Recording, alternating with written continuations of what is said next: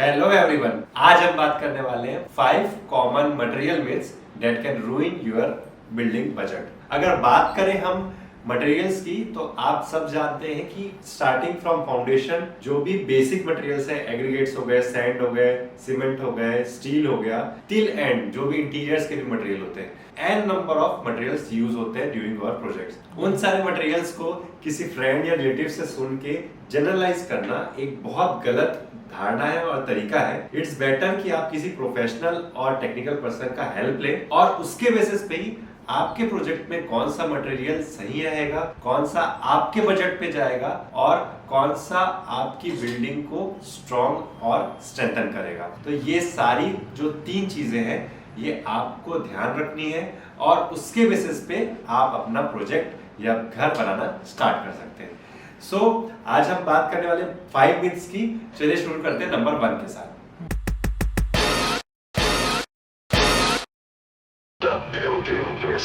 Starting with myth 1 कि material expensive है तो वो बेटर क्वालिटी है। ऐसा आपके प्रोजेक्ट के लिए हो सकता है, जरूरी ना हो। अब इसको कैसे समझ सकते हैं कि मान के चलिए हम जनरली सुनते हैं या टेलीविजन में आप सुनते हैं कि क्या घर है बनाना तो अल्ट्राटेक ही लगाना। So that's a very good line और नो डाउट प्रोडक्ट अच्छा है। बट अगर आपका छोटा प्रोजेक्ट है जिसमें आपने लोन लेके वर्किंग की हुई है और आप अगर पर्टिकुलर उस छोटे से प्रोजेक्ट में आप 50,000 भी बचा पा रहे हैं तो आप और दूसरे सीमेंट का ऑप्शन भी देखिए। ऐसा जरूरी नहीं है कि अल्ट्राटेक ही लगा रहे हैं तो ही आपका घर बेटर बनेगा।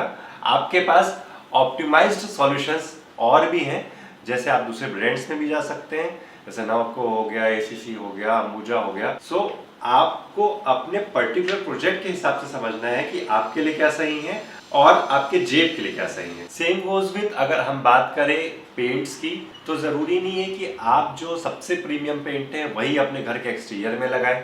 इसको ऐसा समझ सकते हैं कि आपने बहुत हाई एंड पेंट लगा दिया है बट आपका जो घर है वो एक्सट्रीम वेदर कंडीशंस में है ही नहीं, बहुत नॉर्मल और मॉडरेट कंडीशंस में है। सो वो जो हाई एंड आपने पेंट लगाया, उसका पैसा खर्चा किया, वो आपका वेस्ट हो गया। सो आपको एक टेक्निकल पर्सन से सही जानकारी लेके एक अपना जो बजट है उसको फॉलो करके चलना है। मिथ नंबर 2 की बात करें तो हर कोई बोलता है कि प्रोजेक्ट्स तो ओवर बजट ही जाते हैं। प्रॉब्लम क्या है कि ऑलरेडी हम सुनते हुए आते हैं अपने लोगों से, रिश्तेदार से, फ्रेंड्स से, आप जो भी बिल्डिंग बनाने जा रहे हैं तो 2-4 लाख तो ऊपर नीचे हो गई। Up to that level it's fine, but हम जो बोलते हैं ओवर बजट चले गए, मतलब कि 5 लाख, 10 लाख, 20 लाख तक ऊपर चले गया, तो ये सारा चीजें आपको पहले से ही नोट डाउन करके चलना है। रीजन बीइंग कि क्या होता है कि आपको पहले से ये सुना है, पहली बात तो दिमाग में कि ओवर बजट जाने वाला है, तो एक आपने अपने दिमाग को वैसे ही लिबर्टी दे के रखी है। आप खुद वर्क नहीं कर रहे कि कैसे बजट को आप टाइट करें, तो पहला तो आप वही लूज कर देते हैं। सेकेंड चीज, आप जो भी अपना डिसीजंस ले रहे हैं उसमें स्टिक टू रहे। आपका प्रोजेक्ट ओवर बजट कैसे जा सकता है? पहला चीज, आप बार बार डिसीजंस चेंज कर रहे हैं तो आपका जो रीवर्किंग होगी उसके वजह से जाएगा। सेकेंड चीज, आप जो चीज सोच के रखे हैं कि हमको ये खरीदना है या इस टाइप का बनाना है, उस पर्टिकुलर मटेरियल सिलेक्शन से आप हाई एंड का मटेरियल अगर लगा रहे हैं तो ओवर बजट जाएगा। सो ये 2 मेजर फैक्टर है। दोनों में कौन कौन आता है? इंजीनियर, आर्किटेक्ट और इंटीरियर डिजाइनर्स। आपने जो एग्जीक्यूशन के लिए पहले बताया था वो ना करा के आप साइड पे चेंज कर रहे हैं तो आपका बजट बढ़ा। आपने आर्किटेक्ट को जो प्लानिंग बताई थी वो प्लानिंग ना करा के आपने सपोज पहले आपने प्लान किया था कि हम सारे रूम्स में एसी लगाएंगे, सडनली यू डिसाइडेड, आपके फ्रेंड्स और फैमिली ने बोला कि आप वीआरएफ सिस्टम लगा लो। सो आपका बजट ऑलमोस्ट 1.5 गुना बढ़ गया। सो ये सब चीज़ें जो हैं आप पहले से अगर डिस्कस करके अपने आर्किटेक्ट्स को बताएंगे तो that will be great. Same goes with interiors में भी। इंटीरियर्स में भी आप इनिशियली सोच के रखे हैं हम कुछ ऐसा आर्टिफैक्ट्स लेंगे या फिर कुछ ऐसी वॉल क्रिएट करेंगे, सडनली आप डिसाइड कर रहे हैं कि नहीं, हम पूरे घर में वॉल में मार्बल लगा देंगे। This creates a very huge difference while purchasing the materials. So आपको ये चीज़ पहले से ध्यान रख के रखनी है एंड मेक श्योर कि आप अपने बजट को बार बार क्रॉस चेक करवाते रहें with the respective technical team. Myth number 3 की बात करें तो आता है यूनिवर्सल बेस्ट मटेरियल जैसा कुछ नहीं होता है। आप बोलेंगे कि हम एक कैरेबियन हाउस डिजाइन कर रहे हैं और सेम ट्रॉपिकल क्लाइमेट का घर और मटेरियल्स आप अगर कश्मीर या नॉर्थ में लगाएंगे तो वो वहाँ पे कैसे सर्वाइव करेगा? वहाँ पे कोजी और थोड़े से वार्म घर होते हैं। सेम गोज विथ, अगर आप केरल की बात कर रहा था मैं, तो वहाँ पे थोड़े ओपन और सिंस वहाँ पे बारिश बहुत होती है, स्लो प्रूफ होते हैं, वो सब चीज़ों को ध्यान में रखा होता है। तो ऐसा कोई बेस्ट मटेरियल नहीं है। एंड सेकेंड चीज़, आपको कोई सपोज आप फॉरेन गए हैं, आप यूरोप गए हैं, यूरोप में कोई आपको चीज़ पसंद आई तो वहाँ से पिक करके ला रहे हैं, तो ऐसा ज़रूरी नहीं कि वही बेस्ट मटेरियल है क्योंकि वो फॉरेन का है। सो आपको मटेरियल्स आपके आर्किटेक्ट के साथ पहले से डिस्कस करने हैं, पॉइंट नंबर 1। सेकेंड चीज़, अगर आपको कोई चीज़ पसंद आ भी रही है सपोज यूरोप की, तो आपको अपने आर्किटेक्ट से डिस्कस करना है और उनके साथ बात करके ये सॉर्ट आउट करना है कि कैसे वो मटेरियल को इंडियन और आपके जो कॉन्सेप्ट है उसमें हम सेट करें। सो अगर आप ये चीज़ करेंगे तो इट्स बेटर रदर देन कि कहीं रैंडम कहीं से कोई चीज़ें पिक करे, कहीं केरल से कोई चीज़ उठाई, यहाँ से कोई चीज़ उठाया, मटेरियल उठाया और अपना थोप दिया जा रहा है आर्किटेक्ट और इंटीरियर डिजाइनर्स पे। Myth number 4 is expensive material is good. जरूरी नहीं है, expensive material with right specification is good.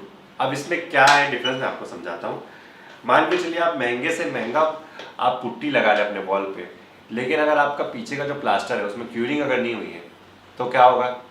आप जब कुछ भी वर्किंग उसमें कराएंगे तो आपका पुट्टी तो ठीक है, सरफेस अच्छा दे दिया, बट आपका जो वॉल है वो स्केल डाउन हो जाएगा, स्केलिंग होने लग जाएगी, उसमें हो सकता है वाइट पैचेस आ जाए। सेम गोज विद अगर आप इंटीरियर में कोई महंगी अच्छी ब्रांडेड से फेनिस्टा की आप विंडो लगा रहे हैं, बट आपने उसकी स्पेसिफिकेशंस प्रॉपर फॉलो नहीं करी। जब इंस्टॉलेशन कर रहे थे तब जैसा उसमें अलाइनमेंट होना था, जैसे स्क्रूइंग होनी थी, जैसे उसमें इंसुलेशंस लगने थे, वो प्रॉपर अगर बाय दी लेबर सही नहीं लगे हैं, सो वो पूरा यूजलेस हो जाता है और आपका जो ब्रांडेड चीज़ है वो भी काम में नहीं आती।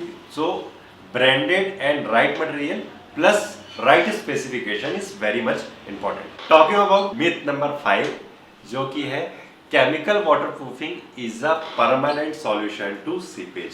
सो ये एक बहुत बड़ा मिथ है और लोग ये सोचते हैं कि केमिकल वाटरप्रूफिंग करके हम कम बजट में चीज़ें सेटल आउट कर लेंगे। तो मैं आपको बता दूं, केमिकल वाटरप्रूफिंग किसी भी तरीके की आप ले लें, चाहे आप मैश लगाएं नहीं लगाएं, बिटुमिन ले लें या फिर किसी तरीके पॉलीमर वाला कोई भी वाटरप्रूफिंग ले लें, that only creates a layer of film या फिर एक रबड़ का लेयर क्रिएट करता है। सो वो क्या होता है कि विथ टाइम और विद सन, जितना भी हार्श क्लाइमेट है इंडिया में, क्योंकि सेंट्रल इंडिया में तो सन भी हार्श रहता है, ठंड भी अच्छी पड़ती है और गर्मी भी बहुत पड़ती है और बारिश भी बहुत होती है। सो यहाँ पे आपका डिटोरेशन का चांस, मतलब उस फिल्म का डिटोरेशन का चांस बहुत ज़्यादा बढ़ जाता है। सो आप बोलेंगे कि वन टाइम कॉस्ट है तो it's a big no. Second चीज़, इसमें आप देखेंगे कि chemical waterproofing total human oriented job है। किसी पोर्शन पे, छत पे, 2-3 जगह पे अगर जो फिल्म है वो अगर पतली कोट चली गई है तो वहां से भी मॉइस्चर एब्जॉर्ब होके नीचे सीप आउट हो सकता है। So this is a big myth. And अगर आपको परमानेंट सॉल्यूशन में जाना है, ब्रिक कोबा है या फिर जो टेराजो फ्लोरिंग है, that are a better option. Coming to end this video, हमने आज 5 मिथ देखे, और भी बहुत कुछ है बट ये जो मेजर हमने कवर करने का ट्राई किया है। सो आप कभी भी घर बना रहे हो, सो मेक श्योर कि आप ये चीज़ों का ध्यान रखें और इनसे बचें मतलब कि दूसरों की सुन के या फिर रिलेटिव के सुन के, फ्रेंड के सुन के एक्शन ना ले, एक प्रॉपर प्रोफेशनल की हेल्प ले। And keep watching the building whisper.